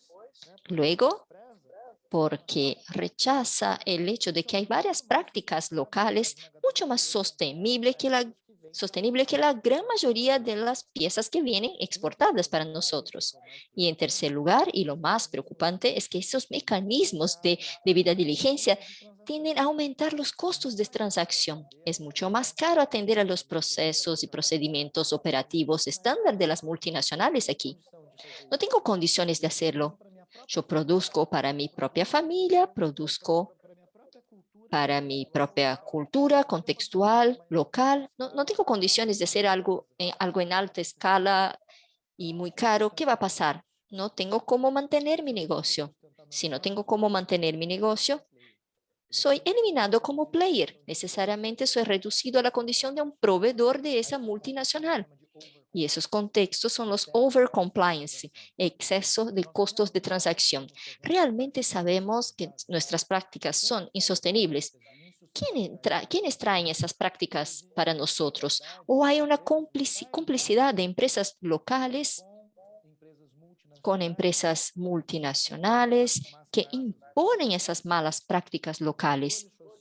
Control social no es simplemente mando y control.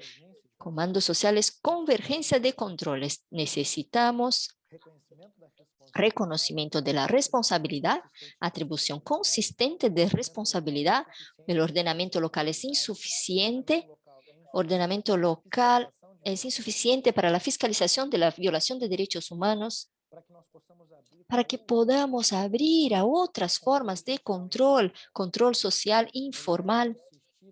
en lugar de insistir en el control social informal que viene de afuera y viene aumentando mis costos de transacción, estigmatizando lo que se hace aquí y eliminando mis pequeños players que pueden ser mucho más sostenibles que los grandes players que traen prácticas predatorias. Bueno, dejo de capacitar el ambiente local. La debida diligencia debería de llegar para permitir medidas de capacitación del entorno local. Menos principios, un poco más de acciones concretas orientadas por una métrica objetiva sobre qué es sostenible, cómo revertir la insostenibilidad y quiénes de hecho están moviendo ese comportamiento socialmente nocivo y que victimiza. Ese es el gran ensayo que me gustaría hacer para aportar algo a nuestro debate aquí. Muchas gracias por la oportunidad, Marina. Gracias, profesor Eduardo. En ese momento iniciamos entonces el debate con las preguntas. Veo que la profesora Manuela ya levantó la mano. Tengo también muchas preguntas que me fueron surgiendo a lo largo de las explicaciones de ustedes, de todo lo que ustedes trajeron. Fueron surgiendo varios cuestionamientos también. Tengo algunas preguntas también en el chat y invito a todos los que quieran preguntar algo o que levanten la mano para hacer la pregunta de forma oral o si prefieren pueden poner en el chat de preguntas y respuestas. No sé, Manuela, ¿quieres empezar? No, quisiera solamente porque tengo mucha dificultad en ser muy objetiva haciendo la pregunta por escrito. Entonces, creo que lo plantearía mejor oralmente, pero voy a direccionar una pregunta a todos y todas. Me gustó mucho realmente el panel, fueron muchos aportes interesantes, reflexiones y convergencias también, ¿no? Que uno se queda feliz cuando está en un camino que vemos que está muy cercano, converge con otros actores también que investigan el tema. Fala agora do professor Eduardo, Y me colocando resultó interesantísimo ahora lo que planteó el profesor Eduardo de nuestro lugar como territorio que genera las malas conductas, que tiene que ver con un discurso de neocolonialismo, neoimperialismo, pero el tema tiene que ver también con el rol de la empresa estructuralmente en la transnacionalización del capital. Hablamos de race to the bottom desde hace algún tiempo, ¿verdad, Juliette? En la negociación del Tratado Internacional. O sea, hay una dinámica de participación de las empresas en lo que se refiere a la disminución de esos estándares de protección de los derechos humanos para volver el territorio del sur global, un territorio en el que se puedan dar violaciones de derechos humanos. Y este panorama está lejos de ser planteado claramente. Quiero llegar allí. Vemos que esto es reproducido con el permiso de los estándares consagrados de Naciones Unidas, como los principios rectores, las lógicas de la responsabilidad social empresarial, que medio que ponen a la empresa como un actor racional, neutro, competente, y la esfera de los actores públicos, el Estado, como la barbarie a donde llegan y entonces son obligados a violar derechos humanos. En las Naciones Unidas vemos una contraposición que no la traemos necesariamente nosotros, de que los estados que representan las matrices de las empresas dicen, el problema está en lo nacional, en el sur global. Ellos tienen que mejorar sus conductas. Entonces no necesitamos ni del tratado internacional, necesitamos llevar las mejores prácticas al sur global para que no violemos derechos allá, como si no fuera responsabilidad de esas empresas hacerlo o no.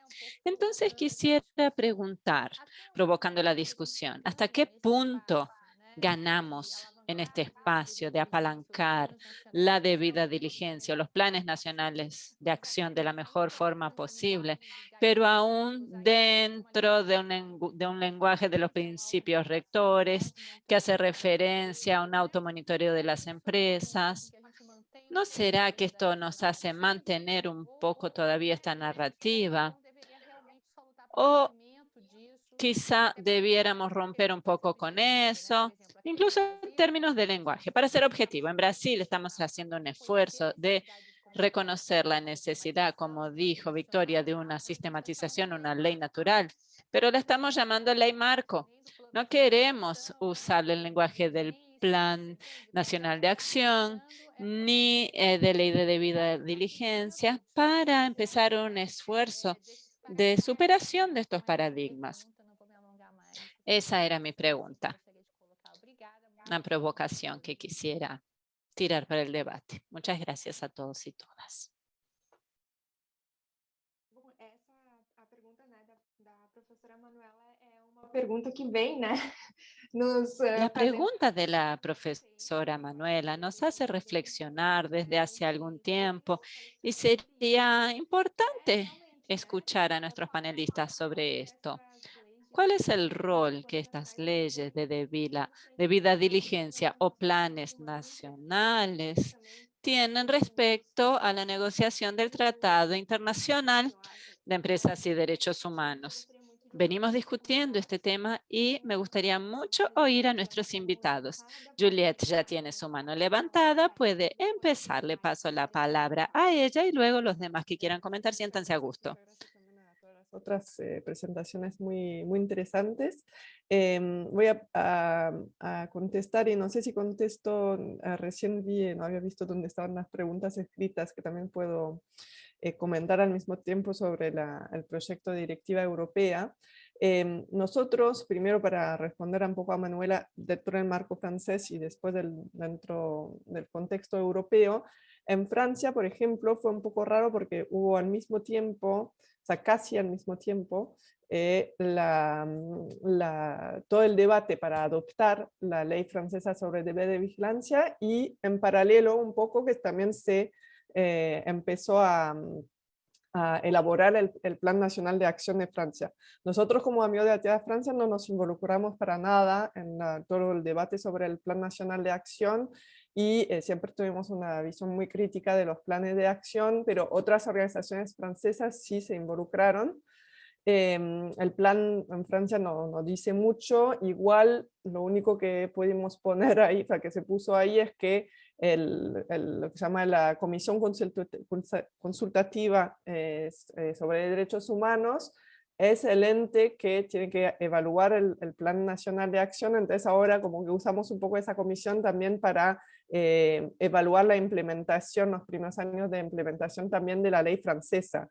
También para abogar para la ley francesa, instrumentalizamos un poco los principios rectores, usando una línea de los principios rectores, diciendo que para tomar acción, los estados también tenían que tomar acciones legislativas. Entonces decía, bueno, no se pueden escapar, también dice los principios rectores mismos que tienen que adoptar leyes vinculantes.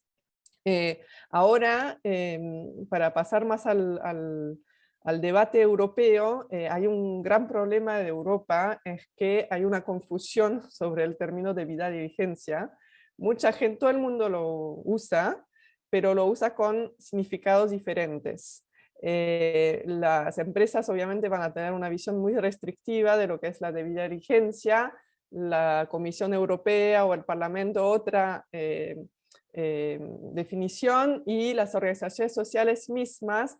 Nosotros como Coalición Francesa intentamos explicar a las organizaciones europeas que no había que decir que estábamos llamando para una ley de debida diligencia, y bueno, no logramos esta batalla de términos, pero en realidad muchas organizaciones europeas dicen debida diligencia, pero en debida diligencia incluyen lo que es mecanismos de acceso a la justicia y mecanismos de responsabilidad jurídica de las empresas que en realidad no están incluidos en la debida diligencia. Entonces eso crea una confusión en el debate, y en realidad nosotros, por ejemplo, como Amigos de la Tierra de Francia, pero también digamos más ampliamente como Coalición Francesa, tratamos de mostrar en qué en realidad, lo que expliqué más temprano, la parte de la ley francesa que se apoya en la debida diligencia en realidad es la parte más débil y contra la que estamos peleando ahora en su implementación de la ley.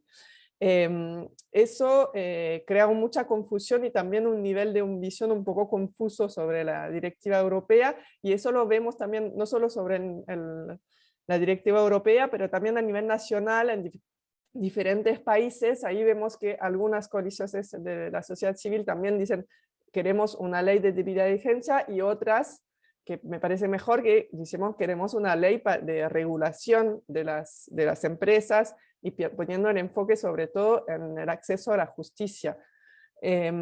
Sobre el proyecto de directiva europea, en realidad no se puede decir tanto todavía, porque en realidad no hay todavía el texto de la comisión.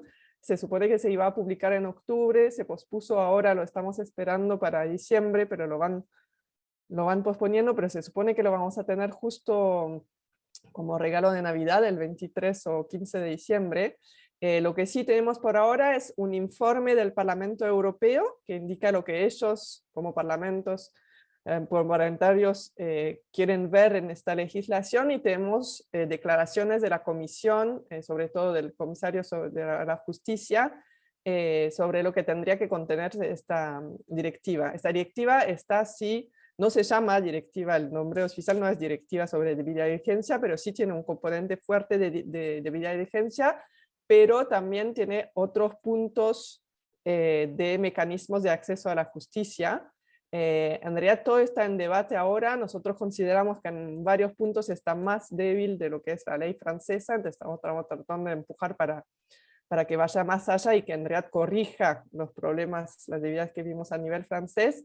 Y el debate está muy abierto, con obviamente los lobbies que están empujando fuerte para que no haya ningún mecanismo de responsabilidad jurídica, para que no se cubra toda la cadena de valor, etc. Puedo compartir, publicamos un informe sobre el lobbying en contra de esa directiva. Y después, en cuanto a la articulación con el proyecto del tratado de la ONU, el riesgo es doble, es digamos más de proceso, que la Unión Europea use este proceso a nivel europeo para decir, bueno, ahora estamos muy ocupados a nivel europeo, no nos podemos involucrar a nivel del Tratado de la ONU, entonces como una nueva excusa para no ocuparse del proceso en la ONU. Y el otro riesgo es que se adopte una directiva débil a nivel europeo, y que después la Unión Europea use este texto débil como base como posición de negociación para el Tratado de las Naciones Unidas, y entonces trate también de bajar el nivel de ambición de las Naciones Unidas. Amigo de la Tierra Europa, con otras organizaciones europeas, publicaron justo hace poco una pequeña nota, un pequeño briefing para mostrar la articulación que deberían tener los dos procesos, y en realidad empujando para que la Unión Europea tome inspiración del Tratado de la ONU, que es mucho más amplio, que con todas sus debilidades, igual es mucho más amplio en términos de lo que cubre que el proyecto de directiva. Pero bueno, una vez más, todavía no tenemos texto, y la batalla recién se está abriendo a nivel europeo.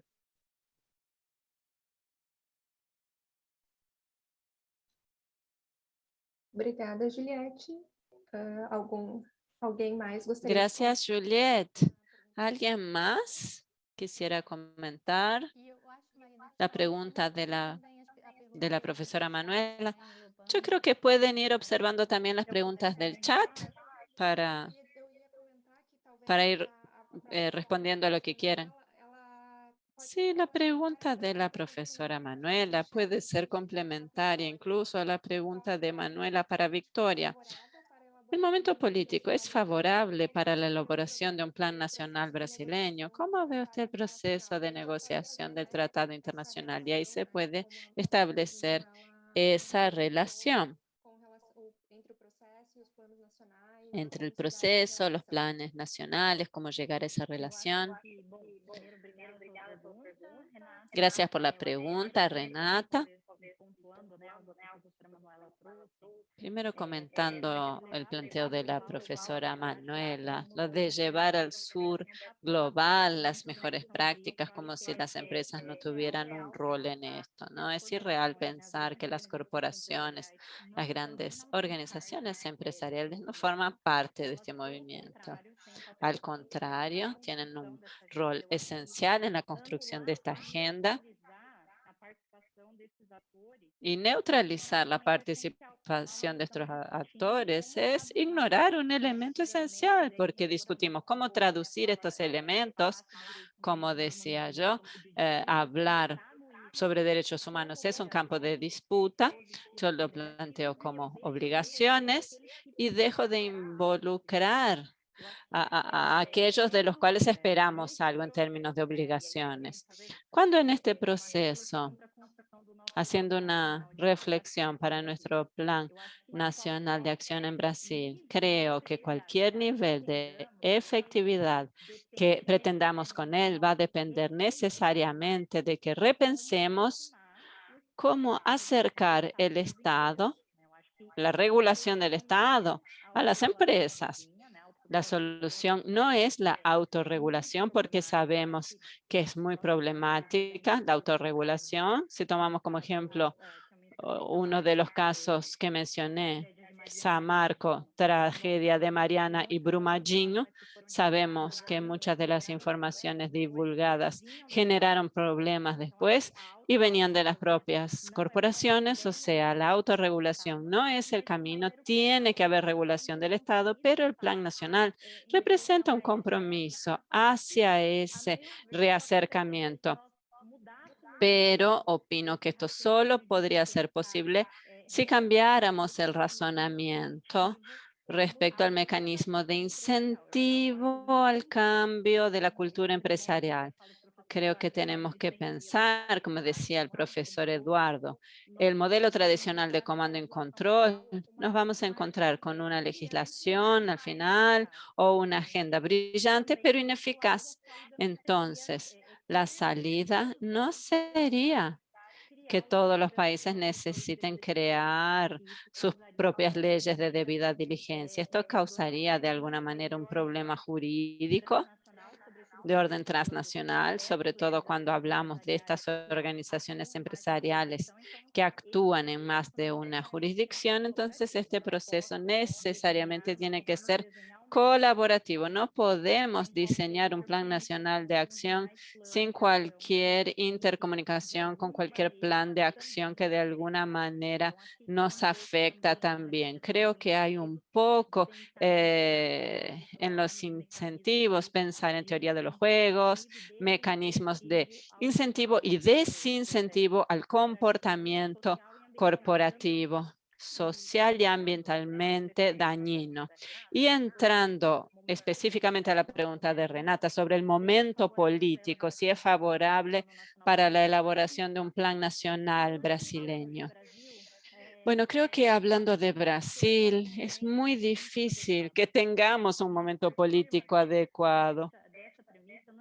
Si partimos de esa premisa, el momento ideal nunca va a llegar. Brasil está atrasado en muchas etapas. Si vemos la última participación lamentable del país, el discurso de Brasil en la COP26, tuvimos la mayor tasa de deforestación de los últimos 15 años, 22% de aumento respecto al año pasado. Cuando observamos temas para ser enfrentados de violaciones de derechos humanos a partir de 2020, hubo un aumento significativo del hambre e inseguridad alimentaria en Brasil, que fue impactado por la pandemia, pero no solamente. 116 millones de personas viven con algún grado de inseguridad alimentaria, por lo menos 19 millones en estado de hambre, y son datos de 2020-2021. Hablando de sostenibilidad, los mayores niveles de deforestación en la Amazonia, un desmantelamiento de las protecciones sociales y ambientales, y en una comparación hasta con Estados Unidos, estamos sufriendo el regulatory go back, ¿no? El doctor Eduardo lo planteó, que es este retroceso regulatorio que vivimos en Brasil. Creo que nuestro escenario, con toda esta coyuntura, inseguridades, agravamiento de crisis políticas, económicas, financieras, sanitarias, sociales, exige inmediatamente que avancemos en la construcción de esta agenda, porque no es algo que se dé de la noche a la mañana, es una construcción lenta, y si esperamos el momento adecuado, difícilmente lo iniciaremos si estamos pensando en Brasil y los problemas con los que lidiamos. Además, que tenemos el problema de la captura por parte de las empresas. No creo que el desarrollo de un plan nacional de acción en Brasil deba estar condicionado al momento político o a un mandato o al gobierno que se instaló en el país en este momento. Es algo que se tiene que desarrollar mucho más allá del escenario que vivimos actualmente. Y específicamente sobre la negociación del tratado, entiendo que es necesario tener un instrumento vinculante. Creo que la discusión de un tratado internacional es muy importante, es un marco normativo importante a nivel internacional y replicado en los órdenes nacionales. Es lento, sabemos que un tratado no se aprueba y no se discute de forma inmediata. Sabemos que es un proceso que exige mucho lobby. Si comparamos los primeros borradores con los últimos, notamos la influencia del poder corporativo de alguna manera en la atenuación de cuán incisivo es el texto y las exigencias de las organizaciones, pero creo también que es importante enfatizar que sería irreal que un tratado solito sería capaz de cambiar el escenario actual de violación intensa, específicamente en Brasil, de derechos humanos por parte de las empresas. Representa una etapa significativa de participación, movilización de la sociedad civil, que es esencial, sobre todo por la captura empresarial, pero no creo que sea probable que a través de un tratado vamos a suscitar un movimiento fuerte lo suficiente de carácter antihegemónico o proponer otro tipo de globalización.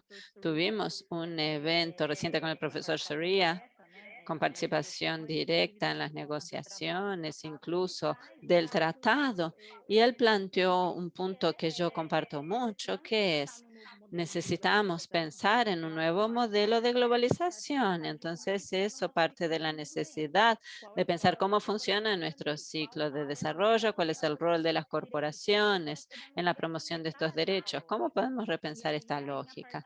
Y entonces, a partir de ese replanteo del modelo, reconstruir, ¿no? Creo que el tratado es un primer paso, pero él solo no sería definitivamente la solución para los problemas que tenemos aquí, incluso porque depende de cómo se traten otras cuestiones que también urgen. Si miramos el escenario internacional, las empresas no tienen personería jurídica internacional, no forman parte de negociaciones directas como entidades, ni todos los estados lo reconocen. Entonces hay otros problemas que resolver y existe una vulnerabilidad de los mecanismos de responsabilización internacional en lo que se refiere a la imposición de sanciones a organizaciones empresariales, que debe ser enfrentado también paralelamente a los temas discutidos en el tratado. Gracias, Victoria. Aprovechando lo que comentó Victoria sobre la captura corporativa, quisiera hacer una pregunta a Ivete. Hemos visto cuando hablabas del proceso de México y que también podemos considerar como ejemplo de las organizaciones que participaron un poco en esa captura corporativa en el proceso, muchas veces de la ausencia de la voz de la sociedad civil. Y sabemos que solo la sociedad civil participando, vamos realmente lograr tener cambios, provocar algún tipo de cambio de una legislación que sea más protectiva a los derechos humanos. Y me llamó la atención, y por favor corríjame si estoy equivocada, pero es algo que me cuestiono mucho. En determinado momento, ustedes salieron del proceso. Y mi pregunta es un poco en ese sentido. En esos espacios, ¿en qué momento debemos pensar, bueno, ese proceso no es un proceso democrático, es un proceso de captura corporativa y la participación de la organización en este espacio no tiene sentido y me voy a retirar?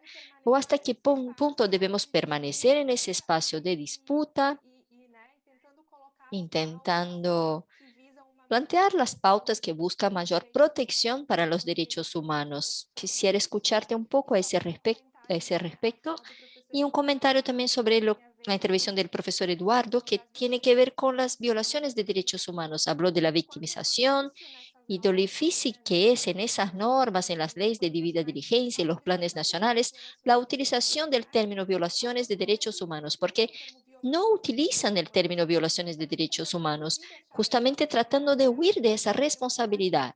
El término utilizado siempre son impactos adversos, justamente con el objetivo de no reconocer que existe una violación, una víctima y una violación de derechos humanos. Bueno, quisiera entonces escucharlos a ese respecto. Ivete, ¿nos podría comentar? Muchas gracias, Marina, por la pregunta. Efectivamente, fue un análisis que nos tomó mucho tiempo como coalición de sociedad civil, tomar la decisión de salirnos de ese proceso justamente por no ser inclusivo, democrático, participativo. Somos organizaciones que la mayoría acompañamos comunidades que han sido afectadas por proyectos empresariales en sus derechos humanos, en su medio ambiente, y no podemos estar en un proceso que no va a servir para proteger sus derechos, para reparar los daños. En ese momento, cuando tomamos esa decisión, nos preguntaba quién financiaba un poco este proceso, el gobierno español, si preferíamos tener un app mal hecho o ningún app. Para nosotros esa pregunta es muy fuerte, porque no queremos tener algo que no funcione. ¿Para qué tomamos esfuerzo, trabajo, tiempo, ilusión también, esperanza de los grupos afectados, si no vamos a llegar a ningún proceso que justamente no tenga permanencia, que vaya cambiando administración, con diferentes perspectivas, con diferentes proyectos de nación, diferentes planes empresariales también de gobierno, que no funciona? Corremos el riesgo ahora de caer en la misma situación si no se cumplen con estos mínimos que hemos solicitado y que solicitamos anteriormente. Habría que pensar hacia dónde nos queremos dirigir, si queremos seguir ahora en ese proceso, si queremos empujar más fuertemente por una ley o por regulaciones más apropiadas para este contexto de captura corporativa del Estado muy fuerte en México, de corrupción también muy fuerte, o cuál es esa otra opción, ¿no? Es importante también pensar en esta interconexión que hay en Latinoamérica, cómo están surgiendo estos planes, estas regulaciones poco a poco, y cuáles son esas fallas y oportunidades que se han ido encontrando, y que, bueno, hay acuerdos que están allí a nivel regional. Está el acuerdo de Escazú también que hay que tomar en cuenta. Es muy importante también recordar que los derechos no se negocian. No es algo en lo que pueda exigir el sector privado o el sector empresarial incentivos fiscales o algún tipo de incentivo económico, porque no se negocian. Los tienen que cumplir y es su obligación. Hablando sobre las obligaciones extraterritoriales, para nosotros es muy importante con estos tratados que les comentaba de libre comercio, en los que está México, en los que se han modernizado, en los que ha habido total falta de transparencia del proceso, en los que no sabemos cómo se están tratando los derechos humanos,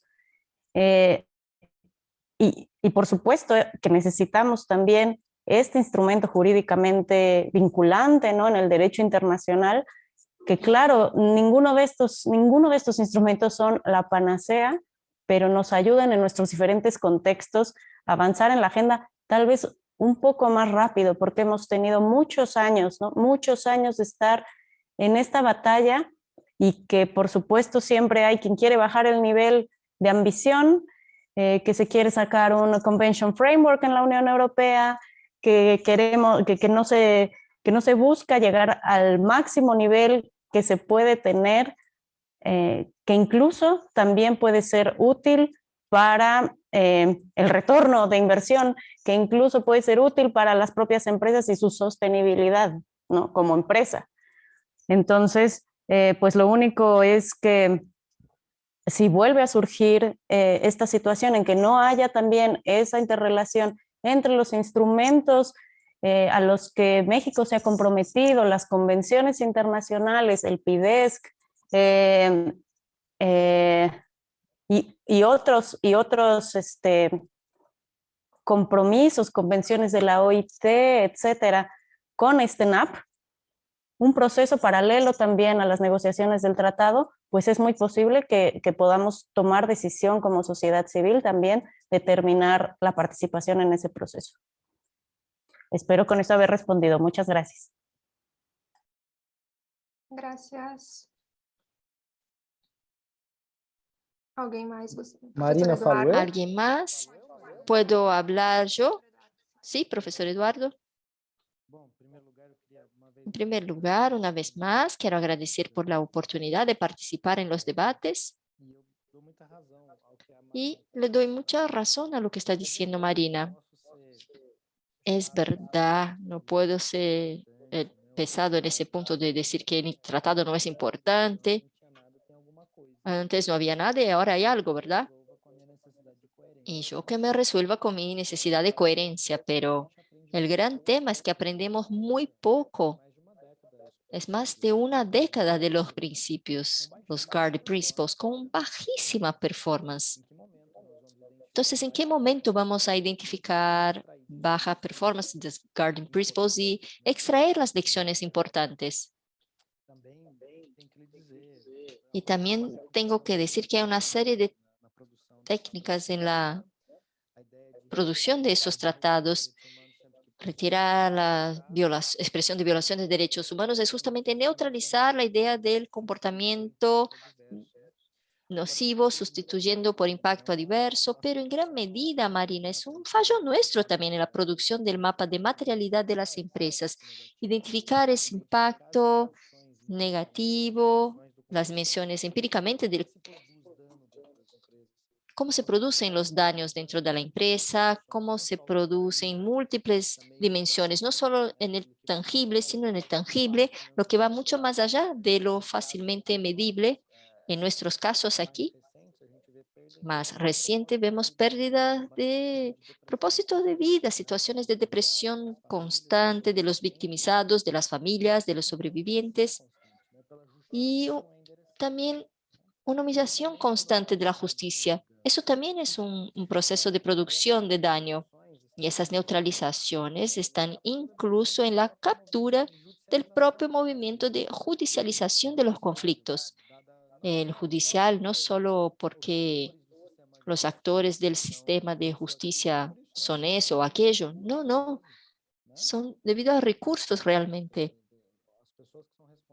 Las personas responsables de la conducción de esos conflictos, por lo menos en Brasil, son muy bien intencionadas, altamente cualificados, pero no tienen recursos para lidiar con las increíbles olímpicas dimensiones de esos conflictos.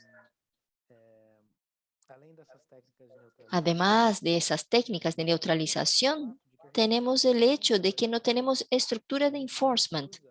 Nos recusamos a entender la dinámica del control social. Incluso desde el punto de vista de una jurisdicción universal. ¿Quién va a ejercer esa jurisdicción universal? ¿Vamos a ejercerla de la misma forma como hicimos en el Tribunal Penal Internacional, en carácter altamente selectivo? Mayoritariamente agarrábamos y tomábamos situaciones vulnerables en África o en el sudeste asiático, ni siquiera el caso colombiano. Entonces, una jurisdicción universal puede reproducir simplemente la selectividad en el plano internacional. Y eso para fines de empresa puede generar la misma cosa. Uso anticompetitivo, utilización de eliminación de players, etcétera, etcétera. Entonces, entendiendo no solo el impacto negativo de las empresas, sino también el impacto regulatorio del ejercicio de la jurisdicción universal, por lo menos desde mi punto de vista, es sumamente importante. Como no logramos tener consistencia en esa respuesta, ¿qué es lo que ocurre? El sector privado viene y ejerce dominancia, como esas rondas de inversiones socioambientalmente responsables, los famosos ESGs. Están todos en el campo de la private regulation, toda regulación privada. Los que dicen hoy si un relatorio de sostenibilidad es bueno o no, si una diligencia es suficiente o no, es el sector privado, los inversionistas. O sea, perdimos incluso esa capacidad.